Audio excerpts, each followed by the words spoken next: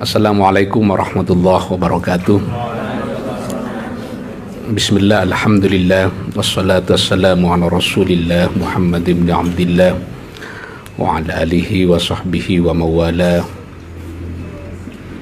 Hadratul ulama al-afadhil wa bil khusus Kiai Milal, Kiai Aceng. Kiai As'ad ini termasuk kiai yang tidak suka dipercakapkan sejarah perjuangannya. Karena itu selama beliau hidup, santri-santrinya tidak berhasil membuat biografi sosial intelektualnya. Setelah beliau wafat, baru kemudian para santri mengumpulkan orang-orang yang hidup kira-kira sezaman dengan Kiai As'ad untuk kemudian ditulis bagaimana sejarah perjuangan Kiai As'ad. Itu kurang lebih buku itu sudah terbit tahun 2001.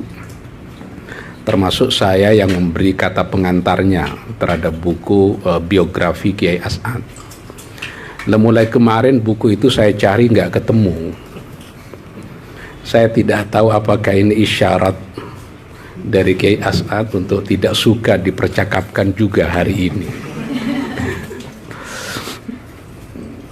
Nggak mau sama sekali beliau kalau didiskusikan di kalangan para santri, nggak mau. Tapi karena kita mau mengambil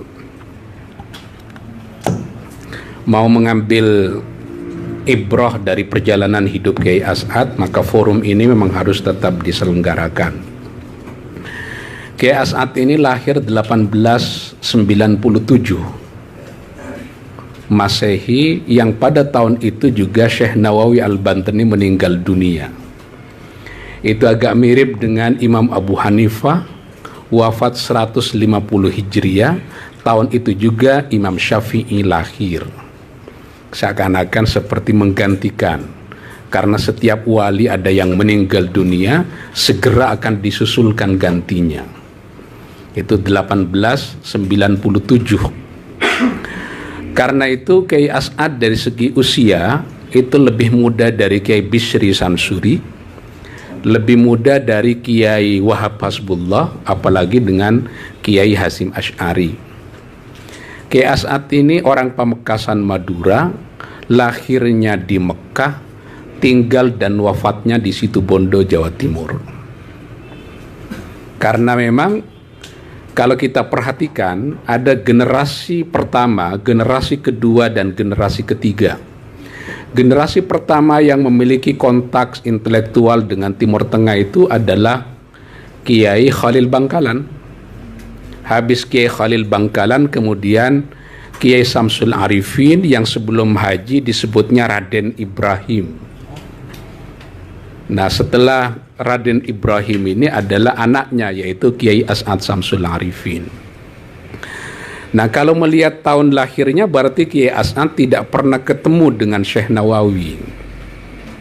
Kiai As'ad itu ketemu dengan Syekh Amin Al-Qutbi, dengan Syekh Hasan Masyad, dengan Syekh Bakir Yogyakarta, satu periode dengan Tuan Guru Zainuddin Abdul Majid Lombok, pendiri dari Nahdlatul Watan. Jadi segenerasi dengan itu. Lahirnya di Mekah oleh karena bapaknya memang puluhan tahun tinggal di Mekah. Kiai As'ad itu baru dibawa pulang ke Indonesia 1901. Lahirnya 1997. Dibawa pulang ke Indonesia 1901. Kemudian sekitar 1904 Kiai As'ad itu dimondokkan di pesantren Banyuanyar, Pamekasan Madura, yang waktu itu diasuh oleh Kiai Abdul Majid. Tahun 1908 Kiai As'ad dibawa oleh ayahnya Raden Ibrahim Kiai Samsul Arifin ini ke Situbondo. Diajak membabat hutan untuk mendirikan pesantren Asem Bagus Situbondo 1908. Waktu itu belum ada kisah mengenai santri karena masih hutan belantara. Baru 1914 ada santri yang berdatangan di situ. Itulah yang menjadi tahun ditetapkannya pesantren As-Sabagus Situbondo didirikan oleh Kiai Samsul Arifin. Jadi lebih belakangan dari pesantren Lirboyo. Karena pesantren Lirboyo berdiri 1910. Karena memang Syekh atau Kiai Abdul Karim yang dikenal dengan Mbah Manap itu seniornya Kiai As'ad. Kiai Abdul Karim pendiri Lirboyo itu lahir 1859.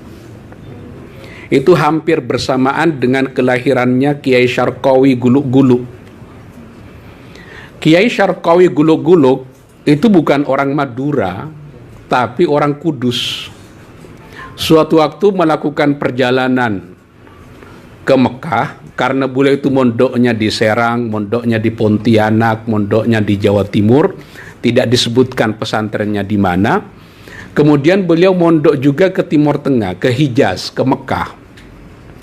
Ketika mondok di Mekah sambil, karena orang naik haji zaman dulu kan nggak kayak sekarang, bisa 6 bulan, bisa 1 tahun, membutuhkan waktu yang lama sekali.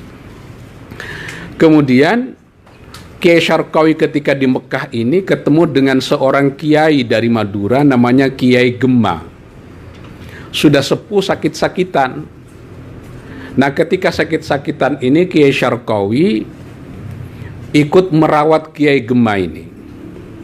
Kemudian sebelum meninggal dunia, Kiai Gemma berwasiat kepada Kiai Syarqawi agar ketika saya meninggal dunia, istri saya dinikahi oleh sampean. Namanya Khadijah. Kiai Syarqawi Kiai Gemma meninggal dunia, Nyai Khadijah dinikahi oleh Kiai Syarqawi setelah habis masa iddahnya, lalu dibawa pulang ke Indonesia. Diskusi agak alot di Kudus, disepakati Kiai Syarqawi tinggal di Perenduan Sumeneb Madura. Di tempatnya Kiai Gemma, makanya di Perenduan, itu dekat dengan adik ipar saya, ada masjid namanya Masjid Gemma. Sampai sekarang masih ada itu. Nah, Kiai Syarqawi itu nyampe di Gemma ini, kemudian dititipi 4 orang santri sama Kiai Idris. Salah satu santrinya adalah Kiai Khotib. Kiai Khotib ini nanti yang mendirikan pesantren Al-Amin Perenduan, Sumeneb, Madura. Tapi adik dari Kiai Khotib ini, anak dari Kiai Idris, namanya Maria, dinikahi lagi oleh Kiai Syarqawi atas permintaan Nyai Khadijah. Dari Nyai Maria ini kemudian punya anak. Salah satu anaknya adalah Kiai Muhammad Ilyas, Kiai Abdullah Sajjad. Kemudian nanti Kiai Abdullah Sajjad ini punya anak lagi yang bernama Bashir. Kiai Bashir punya anak namanya Abdul A'la, mantan rektor UIN Sunan Ampel Surabaya. Ini biar ngerti kan petanya, kira-kira begitu. Makanya dari Guluk-Guluk itu, dari segi jalur ayahnya bukan orang Madura, ya orang Kudus. Konon Kiai Syarqawi ini keturunan dari Sunan Kudus. Bapak saya cerita dari Syekh Kiai Dhafir Munawwarah Sembagus Situbondo, kalau di dalam kitab Syarah Sulam Taufik Mirqatus Su'udi Tasdiq ada kata-kata wazadahu Syarqawi, maka yang dimaksud oleh Syekh Nawawi adalah Kiai Syarqawi Guluk-Guluk Sumeneb itu. Ini dari Kiai Dhafir Munawwar. Siapa Kiai Dhafir Munawwar itu? Anak dari Munawwar, Kiai Munawwar. Siapa Kiai Munawwar itu? Anak dari Kiai Ruham. Siapa Kiai Ruham itu? Kakek dari Kiai As'ad Samsul Arifin.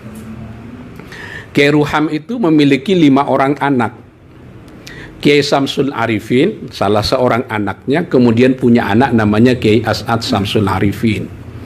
Nanti juga Kiai Ruham ini punya anak namanya Abdul Latif. Abdul Latif ini punya anak namanya Abdus Samad. Abdus Samad ini punya anak namanya Kiai Muhyiddin Abdus Samad Jember.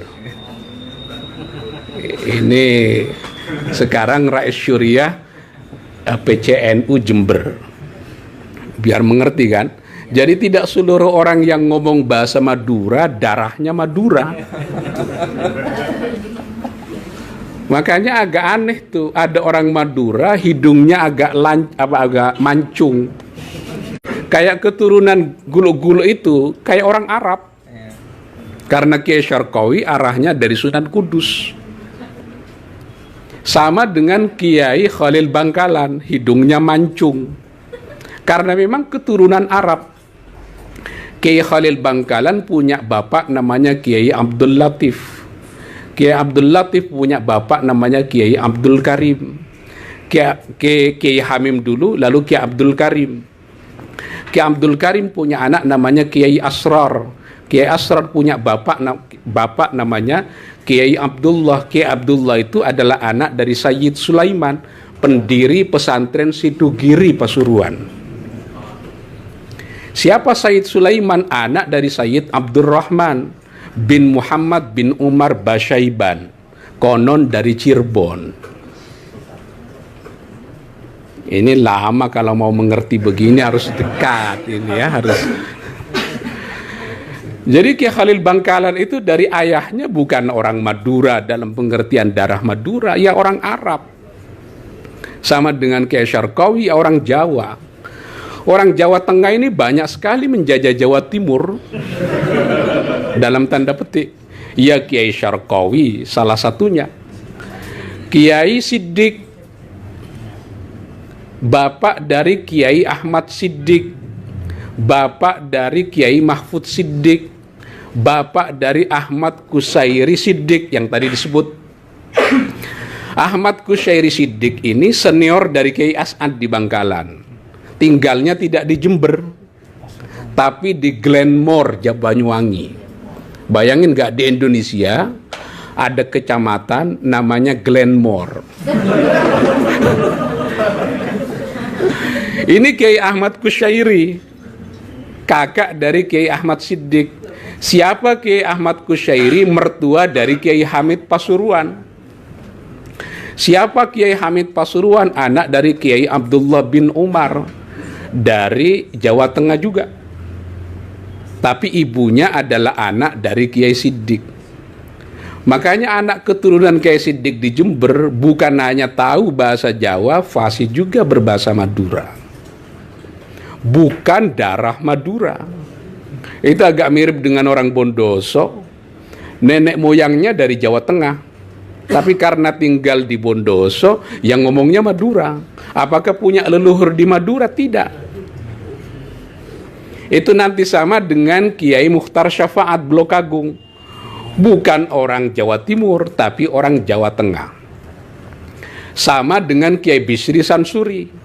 Bukan orang Jombang asli, tapi orang Jawa Tengah juga. Akhirnya Kiai Bisri Sansuri ini menikah dengan adiknya Kiai Wahab Hasbullah. Sama-sama berguru kepada Kiai Hazim Asy'ari. Tapi kalau dirunut, seluruh kiai-kiai senior di tanah Jawa itu tak bisa melepaskan diri di era itu dengan Kiai Khalil Bangkalan. Jadi Madura persisnya Bangkalan pernah menjadi pusat peradaban ilmu pengetahuan Islam. Bisa dibayangkan nggak Lirboyo ada tanpa ada Kademangan Madura? Nggak bisa. Oke, makanya luar biasa itu. Tapi sebelum ada Bangkalan, Kiai Khalil Bangkalan itu adalah alumni dari pesantren Sidugiri. Jadi pesantren Sidugiri itu tua sekali. Tapi nanti yang meneruskan itu bukan Sayyid Sulaiman, tapi yang meneruskan itu adalah menantunya, namanya Kiai Aminullah dari Bawean. Nah, terus menerus sampai sekarang. Nah, kalau kita runut lagi, itu kiai-kiai yang dari Madura itu silsilahnya kepada Sunan Kudus juga. Nanti Sunan Kudus ini punya cucu namanya Sunan Katandur. Itu kuburannya ada di Sumeneb Kota, di daerah Pemolokan. Saya kalau ke situ bisa 40 hari ngaji. Kebiasaan zaman dulu ke Sunan Ampel 40 hari ngatamin Quran, makan, minum, ngaji lagi, terus kayak begitu. Nah, Astaka Tantur itu nanti punya cucu namanya Pinter Saud, orang Madura menyebutnya. Bendoro Saud, itu nama orang yang menjadi bupati nanti di Sumeneb, menjadi raja di Sumeneb. Nah, dari Bendoro Saud ini lahir nanti anak keturunannya Kiai Abdul Mun'im namanya. Kiai Abdul Mun'im ini bapak dari Kiai Zaini Mun'im.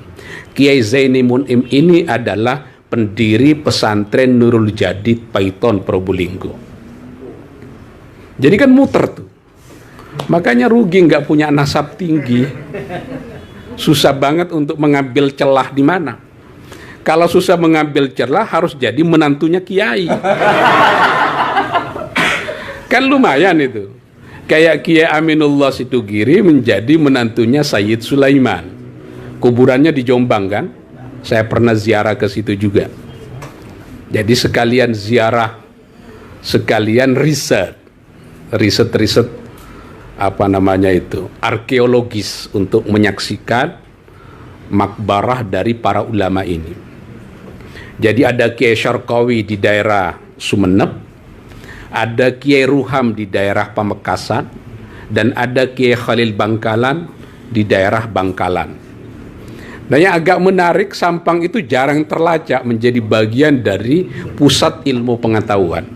Makanya kalau tidak nempel ke Pamekasan, dia menjadi bagian dari Bangkalan. Karena nanti Bangkalan itu hampir menjadi rujukan seluruh kiai-kiai di Madura. Kecuali Kiai Syarqawi. Kiai Syarqawi itu bukan murid dari Kiai Khalil Bangkalan. Karena Kiai Syarqawi itu langsung mencarinya ke pusat ilmu di Haramain. Pernah juga ke Pontianak, tapi saya tidak tahu apakah Kiai Syarqawi ini belajar kepada Kiai Khatib Sambas yang bisa memadukan dua tarekat, Naqsyabandiyah dan Qadiriyah. Nanti kan Kiai Khatib Sambas murid namanya Syekh Abdul Karim. Syekh Abdul Karim itu nanti menjadi kakek buyut menyamping dari Kiai Ma'ruf Amin. Nanti punya murid namanya, turun ke bawah, Kiai Muslih Meranggen. Nanti punya murid lagi namanya Kiai Talha Cirebon. Kiai Talha Cirebon punya murid Abah Sepuh. Abah Sepuh punya anak namanya Abah Anom yang melanjutkan tarekat Naqsyabandiyah Qadiriyah. Jadi santri berkelana itu biasa mencari ilmu. Tidak cukup hanya satu guru. Makanya yang menarik, Kiai As'ad itu belajar kepada Kiai Khalil Bangkalan justru setelah 6 tahun berada di Mekah. Jadi pulang dari Mekah, mondok kemudian di beberapa pesantren. Kurang lebih ada 6 pesantren di Jawa Timur yang didatangi oleh Kiai As'ad sekedar tabarukan. Pesantren Situgiri, kemudian pesantren Siwalan Panji, Buduran, Sidoarjo, yang nanti kiainya disebut Kiai Khazin. Nah, Kiai Khalil Bangkalan juga alumni pesantren Buduran Sidoarjo. Ini pesantren tua sekali, Buduran ini. Yang terkenal adalah Kiai Khazin. Suatu waktu Kiai Khalil Bangkalan ini sudah mondok di Madinah, belajar, bukan mondok, tahannus di Madinah. Di Madinah itu Kiai Khalil Bangkalan ketemu dengan Kanjeng Nabi Muhammad sallallahu alaihi wasallam, bukan fil manam tapi fil yaqdha, dalam keadaan tidak tidur. Kata Kanjeng Nabi kepada Kiai Khalil Bangkalan, sampaikan salam saya kepada Khazin Pasuruan. Akhirnya Kiai Khalil Bangkalan pulang ke Pasuruan karena alumni pesantren situ. Muter-muter sebelum menjadi mondok di situ, muter-muter nyari orang namanya Khazin. 8 Khazin nggak ketemu. Bukan. Kan ciri-cirinya ditunjukkan oleh Nabi. Yang terakhir ketemu dengan Kiai Khazin. Begitu mau menyampaikan salam dari Kanjeng Nabi Kiai Khalil Bangkalan mau menyampaikan salam kepada Kiai Khazin. Kata Kiai Khazin, sebelum ngomong ini, baru saja Rasulullah keluar dari rumah ini. Fil yaqdhah juga. Akhirnya kemudian Kiai Khalil Bangkalan mondok di pesantren Buduran Panji Sidoarjo.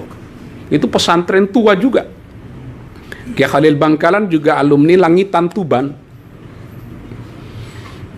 Nah, tapi saya nggak tahu apakah Kiai Khalil Bangkalan juga bergerak ke arah timur menuju daerah Pamekasan, tidak diketahui jejaknya.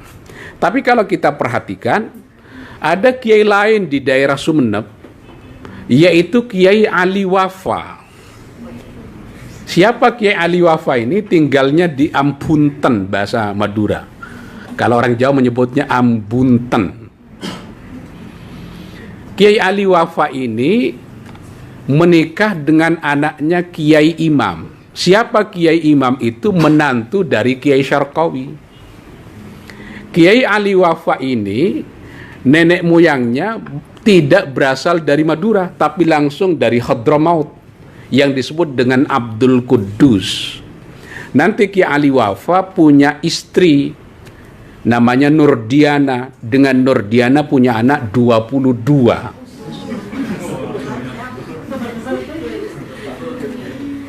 Nah, nanti punya anak namanya Kiai Ali Hashim.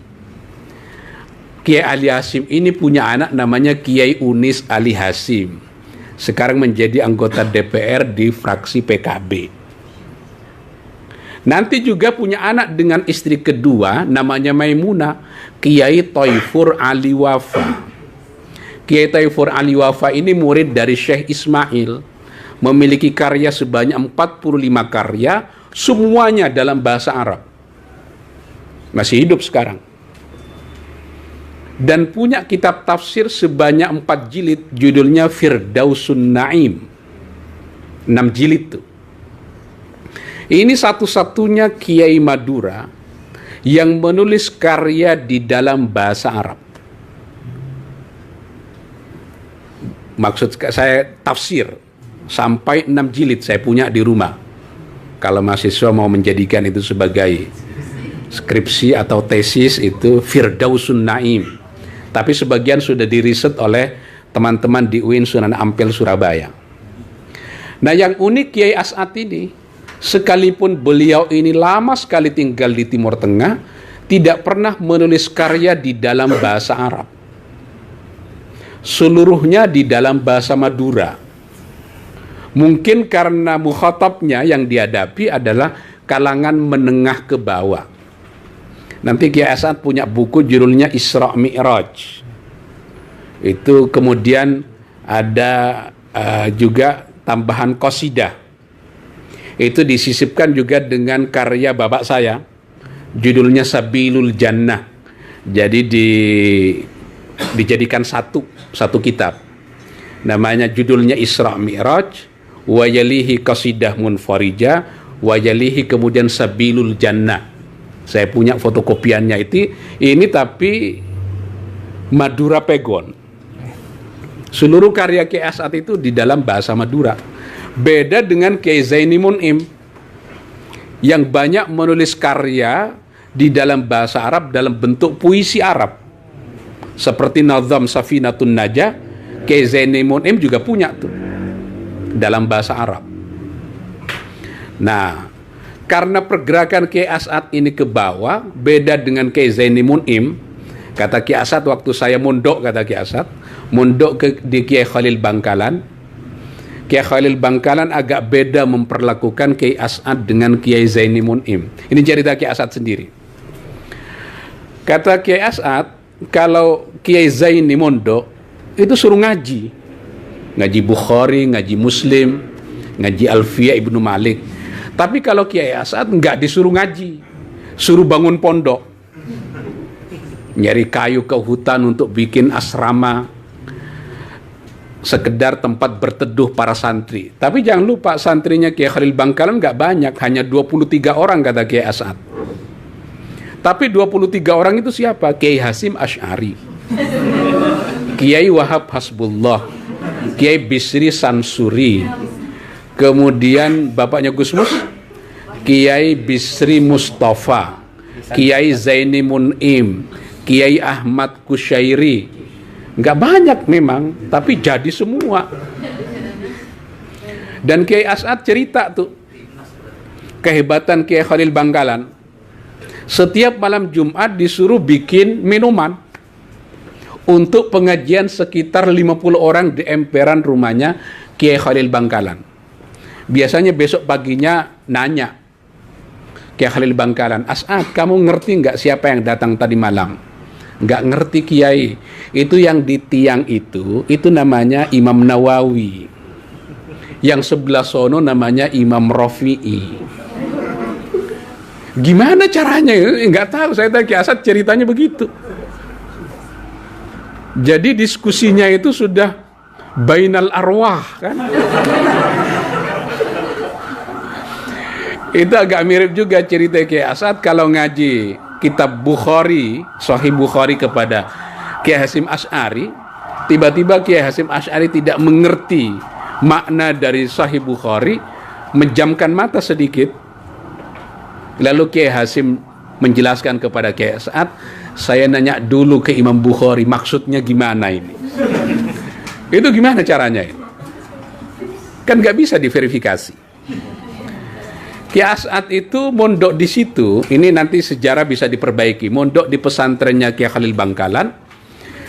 Kalau di sini kan pulang di buku-buku sejarahnya pulang 1924. Itu agak membingungkan tuh. Karena saya dengar dari ceritanya Kiai As'ad itu masih mengikuti diskusi pendirian NU sejak tahun 1922. Ikut juga rapat 1923 di Surabaya, karena Kiai Khalil Bangkalan wafat 1925, 1 tahun sebelum NU berdiri. Karena itu mestinya agak awal, bukan 1924. Tapi setelah Kiai As'ad 6 tahun belajar di Mekah itu ilmu yang diperoleh, ilmu kearifan yang diperoleh dari Kiai Khalil Bangkalan dirasakan betul oleh Kiai As'ad. Kiai As'ad ini ditakdirkan oleh Allah ketika kecil tidak bisa menyebut ra. Jadi selalu menghindar dari ra itu. Agak mirip dengan Wasil bin Atha. Wasil bin Atha pendiri Mu'tazilah betul-betul tidak bisa menyebutkan ra. Tapi dia harus baca khutbah kan. Akhirnya menghindari seluruh ra itu. Alhamdulillahil malikil alam. Wassalatu wassalamu ala sayyidina Muhammadin syafi'il anam.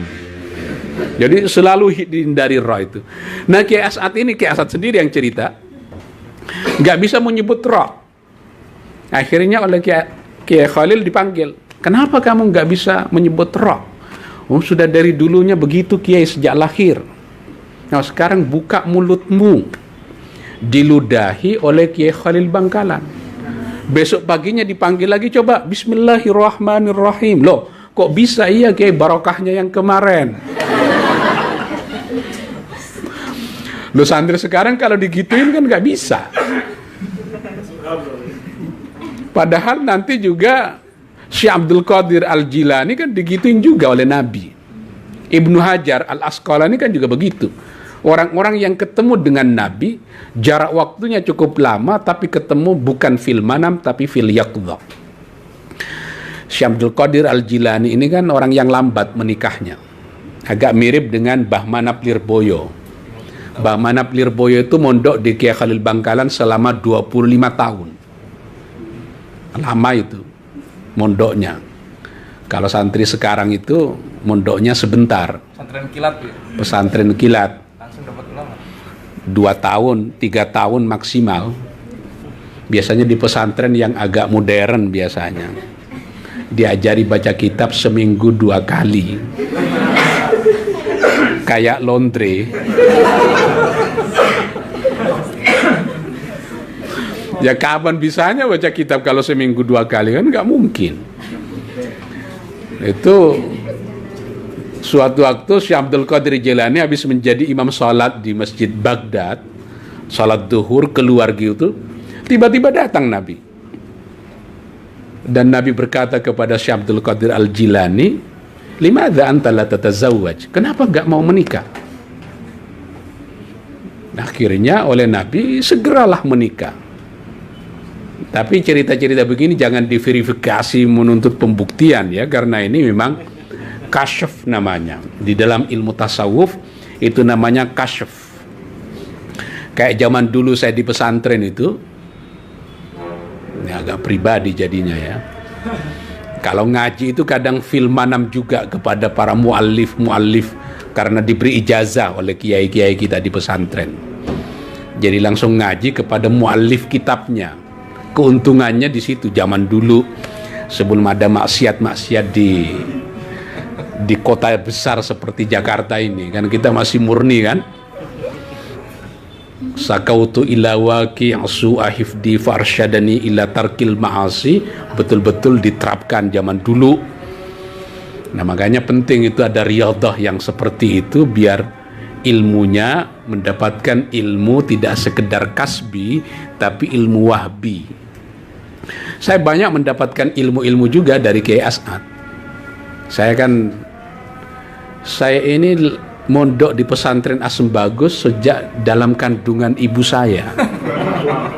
Karena ibu saya ini mondok di pesantren Asem Bagus itu sambil hamil saya. Bapak saya mondok di pesantren Asem Bagus selama Mbah Manap di Kiai Khalil Bangkalan 25 tahun. Makanya udah hafal sekali sama Kiai As'ad itu. Dibawa jalan-jalan ke sana kemari oleh Kiai As'ad. Saya sering ketemu dengan Kiai As'ad. Biasanya kalau bulan puasa santri sudah pada pulang, saya nggak pulang. Karena kata Kiai As'ad, santri saya yang 4 tahun tidak pulang ke rumahnya harfiah, saya jamin alim. Kalau nggak alim, saya bertanggung jawab di hadapan Allah. Nah itu saya laksanakan tuh. 4 tahun tidak pulang kampung, tidak keluar area pondok pesantren sejauh lebih dari 1 kilo. Secara harfiah saya amalkan tuh 4 tahun itu. Nah makanya saya ngapalin lumayan agak banyak kitab itu karena nggak pulang. Lah yang pulang kan nggak sempat menghafalkan kitab. Nah biasanya menjelang hari raya Idul Fitri, santri di pesantren tinggal sekitar 15-20 orang dari ribuan santri. Di situ Kiai As'ad mimpin santri untuk bekerja. Biasanya bersihin selokan di pesantren putri. Dibersihin tuh. Nah saya disitulah melihat Kiai As'ad nggak sholat. Kan kerja mulai jam 11. Santri disuruh sholat loh. Tapi Kiai As'ad masih duduk aja di situ. Nanti asarnya juga begitu. Masih duduk aja di situ. Jadi di mana ini sholatnya? Tapi Kiai As'ad bijaksana. Kalau kalian melihat saya tidak sholat, jangan ikuti. Walaupun saya salah. Hanya dulu begini kata Kiai As'ad. Ada kisah Kiai Muntaha. Ini menantunya Kiai Khalil Bangkalan. Ada Kiai Khalil Bangkalan dengan Kiai Samsul Arifin. Lagi azan kayak begini, justru nggak sholat. Diem aja, masih panjang. Menjelang asar baru tidak ada. Ternyata sholat duhurnya di Mekah. Ini cerita dari Kiai As'ad menceritakan bapaknya Kiai Samsul Arifin ketika sholat di Mekah bersama dengan Kiai Khalil Bangkalan. Padahal dari Bangkalan. Ini lagi-lagi jangan diverifikasi ya. Ini kan kita namanya sejarah bertutur itu. Kiai As'ad ini banyak sekali yang secara harfiah melampaui fikih, beyond fikih. Ini live tapi ya. Khawatir nih salah paham. Saya sortir aja yang tidak kontroversial. Kiai As'ad itu misalnya menyembelih hewan kurban itu di luar ayyamit tasyrik. Biasanya kan kurban disembelih pada ayyamut tasyrik. Ini disembelihnya nanti bulan Maulid. Di mana itu ketentuan fikihnya yang bisa membolehkan itu? Sampai sekarang di pesantren Asem Bagus, kalau azan itu yang berdiri 2 orang. Yang berdiri itu sama-sama azan dua-duanya. Allahu Akbar, Allahu Akbar, Allahu Akbar, Allahu Akbar. Suatu waktu Kiai As'ad berangkat ke Mekah. diganti oleh menantunya menjadi pengasuh sementara, namanya Kiai Dhafir Munawar yang tadi saya sebut itu. Dua muadzin ini dihapus, diganti satu muadzin. Tiba-tiba asrama terbakar. Pulang dari Mekah, Kiai Asad langsung nanya, itu asrama terbakar kayaknya azannya hanya sekali, tanpa ada yang memberitahukan. Makanya dipertahankan sampai sekarang. Waktu muktamar dan munas NU Situbondo, Kiai Ali Maksum dan kiai-kiai lain itu mengkritik Kiai Asad. Ini apa takbirnya kok salat dua orang bersamaan begini? Apa jawaban Kiai Asad? Satu, azan untuk memanggil orang salat, satunya untuk mengujir setannya NU. Nggak tahu setannya yang mana itu, pokoknya begitu penjelasannya. Ini nggak ada di dalam kitab-kitab fikih salat dengan dua muadzin berdiri itu. Yang agak ngeri itu kalau menyangkut orang lain. Ustadz dipanggil, ustazah dipanggil, dikunci di dalam kamar, itu istri kamu. Ini saya, di mana itu penjelasan fikihnya? Ternyata ada ustadz yang nanya kepada Kiai Asad, gimana itu Kiai? Gini, orang tua zaman dulu itu ketika menyerahkan anaknya untuk belajar kepada saya, dengan sendirinya juga menyerahkan kewaliannya sama saya. Jadi kalau saya menikahkan dia itu, saya bertindak sebagai wali mujbir menggantikan bapaknya. Di mana itu sekarang yang bisa begitu? Nggak berani kalau saya ini. Nggak berani begini aja udah dituduh macam-macam kan? Nah, tapi Kiai Asad berani itu. Makanya saya sebut Kiai Asad ini udah beyond fikih sebenarnya. Nah, makanya sebagian kiai itu sibuk berdiskusi mengenai takbir, kitab, referensi maraji. Kiai Asad kadang membuat referensi di luar yang maraji yang tersedia itu. Karena langsung kepada yang memiliki takbir itu komunikasinya. Bapak saya dulu di pesantren Asem Bagus ini pernah mengajar kitab Fathul Mu'in. Setelah khatam, ditanya oleh bapak saya, oleh Kiai Asad, kamu mengajar Fathul Mu'in itu apakah sesuai dengan maksud dari muallifnya? Wah, nggak tahu Kiai kalau kayak begitu.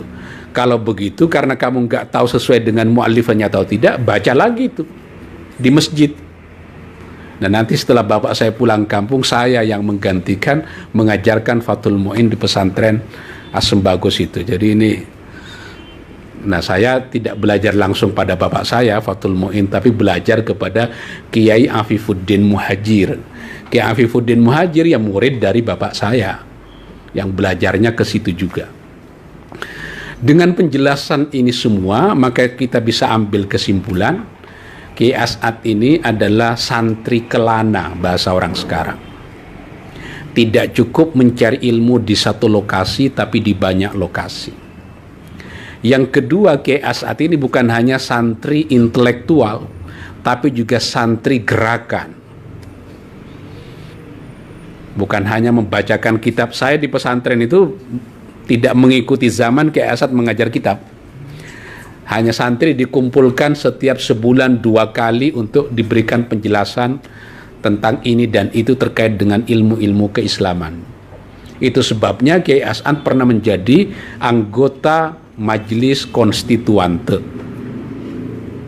Kiai Asad mengumpulkan terlibat di dalam peperangan melawan penjajah, terutama Jepang.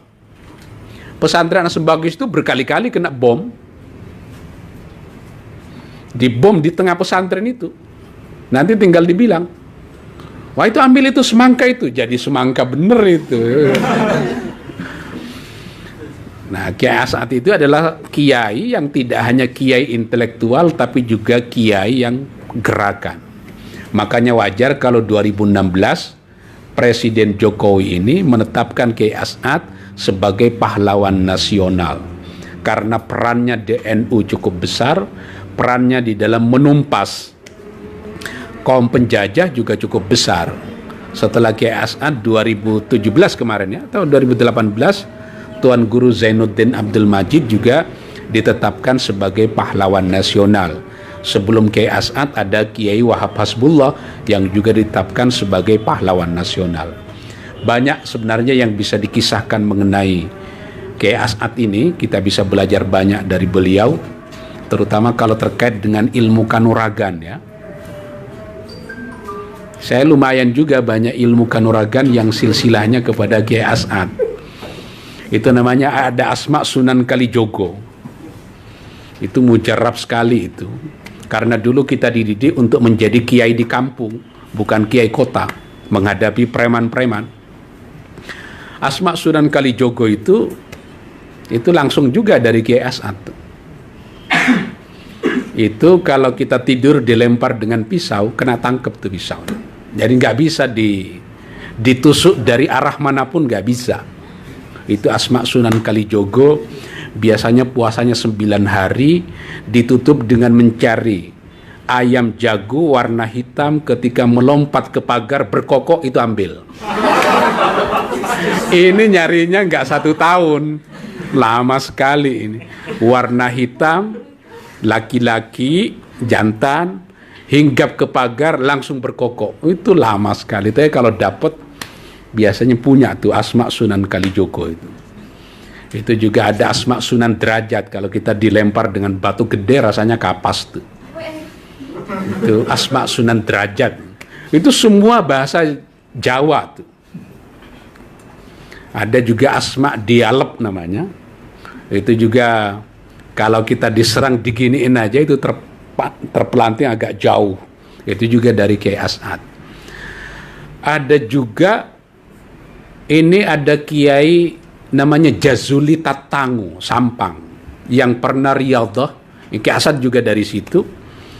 Riyadhah ingin mencari apa ada kemungkinan zina dihalalkan dengan berbagai cara.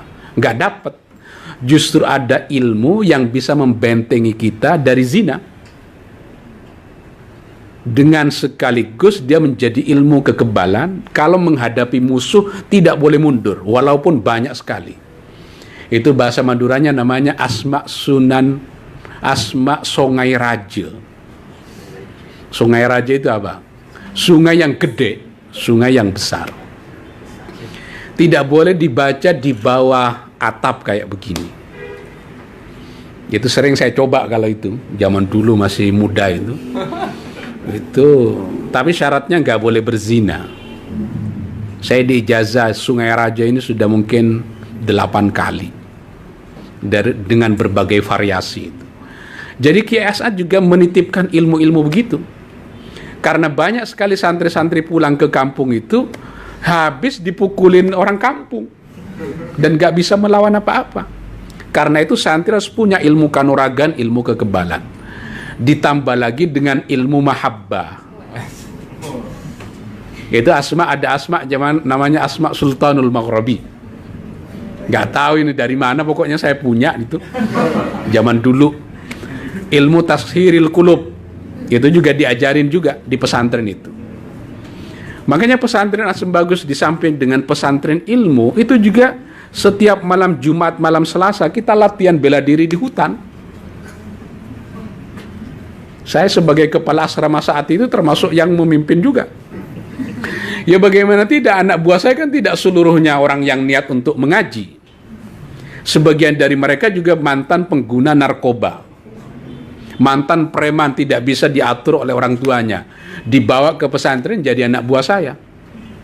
Nah di situ kemudian ketua-ketua kamar, kepala asrama diberi ijazah ilmu-ilmu kanuragan itu. Sehingga ilmunya zahir batin untuk menghadapi kekuatan atau serangan dari berbagai pihak, baik yang suka ataupun yang tidak suka. Yang suka dititipi ilmu mahabbah itu. Makanya kalau ceramah atau ada Hizbul Hukama namanya, ilmu tashiril qulub, nah, itu orang cinta banget sama orang-orang yang mengamalkan ilmu Hizbul Hukama dan tashiril qulub. Dulu saya amalin. Kalau sekarang sudah enggak, ngapain juga sih. Suka ya silahkan, gak suka juga nggak apa-apa, kita ikhlas saja. Saya kira itu kesimpulan yang bisa diambil, kan masih ada tanya jawab ya.